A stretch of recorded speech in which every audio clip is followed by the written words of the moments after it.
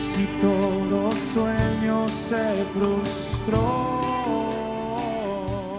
Muchísimas gracias por continuar con nosotros. Estamos viendo la historia de Elías. Elías, quien se deprimió.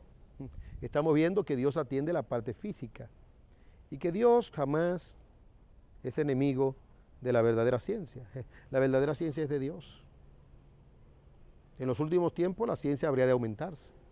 Y desde el punto de vista escatológico, nosotros encontramos, ¿verdad?, la ambigüedad en el sentido de que el progreso puede servir para bien y puede servir para mal.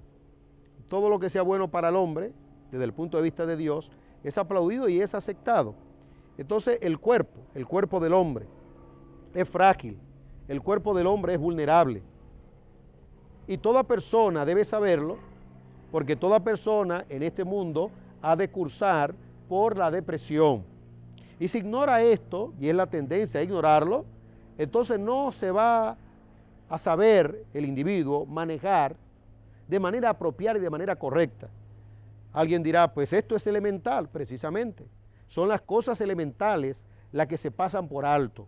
Es decir, usted es materia, tiene una parte espiritual, tiene un alma, pero tiene un cuerpo. ¿Cómo Dios trató con la depresión de Elías? Dios le hizo ver a él que él tenía un cuerpo. Observe por un momento que nuestro gran Dios en ningún momento, observe usted que el gran Dios no tuvo, digámoslo así, un diálogo de consejería, como lo tuvo con Caín, que le advirtió, el pecado está a la puerta. Caín, ¿qué te pasa? ¿Por qué estás deprimido? ¿Por qué se ha entristecido tu semblante? ¿Por qué ha cambiado? Hubo un diálogo, hubo una comunicación. Aquí el Señor no pregunta tal cosa, ni como le preguntó a Jonás. No. La terapia del Señor, por así decirlo, ¿verdad?, usando un lenguaje de la medicina convencional, el Señor procedió inmediatamente. Lea conmigo, por favor. Dice, y acostándose bajo el enebro, versículo 5 del capítulo 19 del primer libro de Reyes, se durmió. Y he aquí un ángel lo tocó y le dijo, levántate, come. Recuerde usted que estaba tan deprimido que deseó morir, no quitarse la vida, sino que Dios se lo llevara. Es un sentimiento de ofuscación, es un sentimiento fruto de un agotamiento mental, emocional, si se quiere, pero de un agotamiento físico. ¿Cuál era el alimento que necesitaba Elías en ese instante? El alimento que necesitaba era el sueño. Los expertos saben, los expertos del cuerpo, saben que el sueño es un alimento. Por eso se dice que el bebé se alimenta cuando duerme. ¿Qué queremos decir? Hay nutrientes que fortalecen su cuerpo por causa del sueño. Es un descanso, es algo reparador. Elías no había dormido. Elías había trabajado demasiado, había corrido. Él necesitaba descanso, sueño. Probablemente su depresión requiera de sueño. Lo ideal es que se cumpla lo que dice la Biblia, porque a su amado dará Dios el sueño. En este caso, la ansiedad de Elías, la depresión de Elías, la no expectación o expectativa cumplida de Elías, el fracaso que él entendía que tenía, o el no éxito en ese momento, no le hicieron tomar fármacos para dormir, pastillas. No estamos censurando de manera absoluta esto. Podrían servir en un momento determinado. Pero él recurrió a Dios. Y es donde toda persona de Dios debe recurrir. Dios es el dador de la vida. Y Dios da sueño. El sueño es un regalo de Dios. A su amado dará Dios el sueño. Y acostándose bajo el enebro, se durmió. En otras palabras, Dios le dio el sueño. Y he aquí el ángel lo tocó y le dijo, levántate y come. En otras palabras, no duerma demasiado. El dormir demasiado también es un problema. Una persona deprimida que duerme demasiado genera un conflicto interno. Aquí Dios en su sabiduría dice, levántate, tienes que comer. Fue un ángel de Dios y le dio de comer. ¿Y qué pasó? Le dijo, vamos a trabajar de nuevo. No, no, él necesitaba un tiempo de restauración. Entonces miró y he aquí que a su cabecera había una torta cocida sobre piedras calientes y una vasija de agua. Comió y bebió y volvió a acostarse. Comida calientita, preparada por Dios mismo, por un ángel. Hay comidas que comemos, que creemos que, aunque son hechas por personas, tienen iniciativa de hombre y son iniciativa de Dios. Hay comidas buenas, santificadas. Hay ángeles que Dios envía. Hay, digámoslo así, afectos de la voluntad que Dios produce para hacer bien a sus hijos cuando tienen un corazón sano para Él, como fue el caso de Elías. Comida caliente. Comió y entonces, ¿qué le dijo el ángel? ¿Vámonos? No. Y el ángel del Señor volvió por segunda vez, le tocó y le dijo, levántate, come, porque es muy largo el camino para ti. ¿Y por qué lo levantó? Porque después que comió, volvió a acostarse. En otras palabras, Dios atendió primero el cuerpo de su siervo, el auto, el caballo, el santuario, el templo, lo atendió primero. ¿Cuál es la dificultad que usted tiene? ¿Cuál es su dificultad? Usted es un empresario cristiano, ha tenido mucho manejo de dificultades y de casos, y hasta se siente desamparado, está viendo todo oscuro. Probablemente usted necesita un descanso. Si su relación con Dios está bien, usted necesita un descanso, usted necesita dormir, usted necesita separarse un poco, usted necesita alimentarse. Y luego que se levanta, volver a comer y retirarse un poco para que pueda regresar con energía y con fuerza para servirle primero a Dios, para servirle a su familia, para servirle a su sociedad. Porque si usted es un empresario, usted es una persona productiva y que genera empleos, ese instrumento maravilloso de Dios.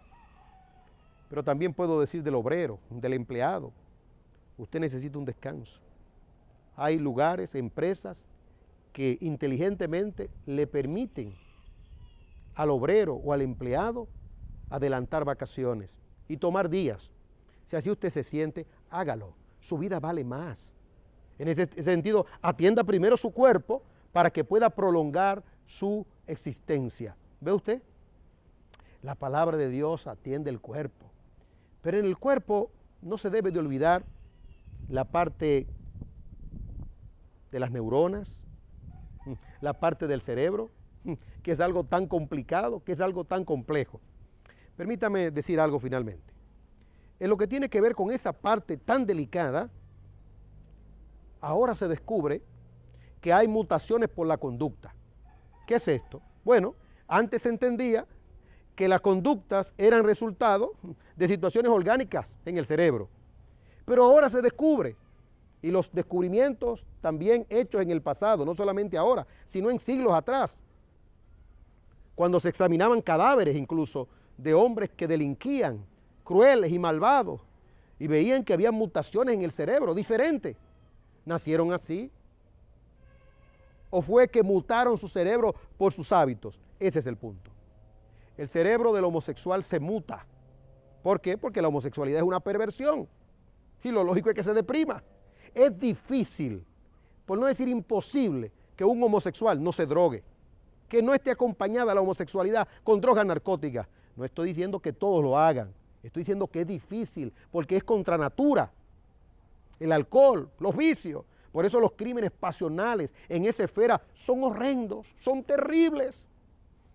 Hay mutaciones en el cerebro del homosexual, claro. Si le abriéramos el cráneo, nos daríamos cuenta que hay una mutación por un hábito, por una conducta. Y del que delinque como norma, el criminal también. Y el aspecto relacionado con asuntos, digamos, de llamadas enfermedades mentales, como la paranoia o la esquizofrenia. Hay asuntos que pueden venir ciertamente de fábrica, como le llamamos. Son asuntos que pueden ser hasta de herencia en un sentido. pero no son determinantes. Ahora, la práctica de la conducta cambia. El cerebro lo muta. ¿Y qué hace esto? Simple y llanamente que haya un acondicionamiento, y esto hace difícil, desde el punto de vista humano, regresar atrás, volver atrás. Y alguien dirá, ¿y entonces qué es lo que usted está diciendo? Lo siguiente: si es su caso, que tiene un hábito de maldad y de pecado, venga a Cristo. El Evangelio es el poder de Dios para salvación a todo aquel que cree. Cristo transforma por medio de su Espíritu Santo. Por otro lado, debo de observar que como el Evangelio es curativo, también es preventivo. No deje que su cerebro se le mute en la maldad. La paranoia, ¿usted sabe cómo se detiene? Con Filipenses 4:8. En esto pensad, todo lo justo, todo lo bueno, todo lo amable, si hay algo digno de alabanza. En esto pensad, léalo completo. He leído solamente una parte del texto. En esto pensad, en esto pensad.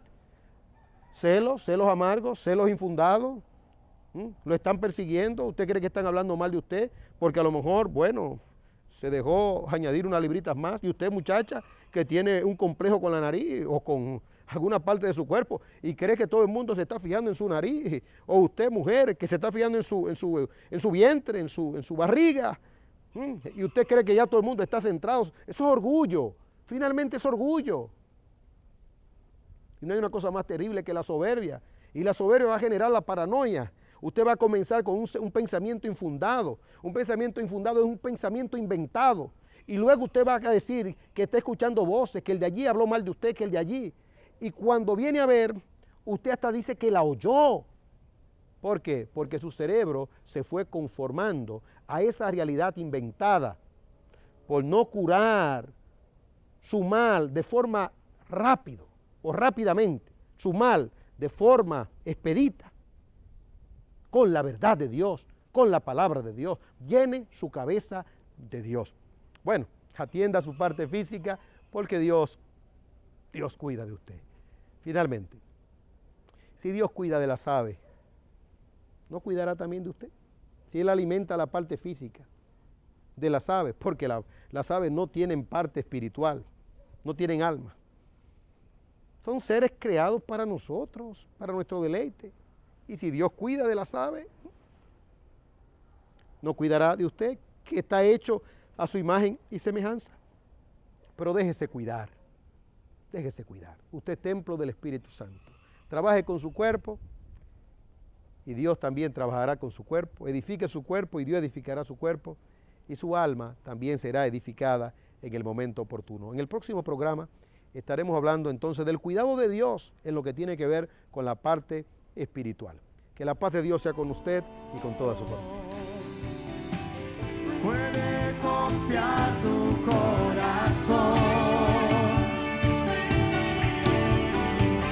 Tu vida está escondida.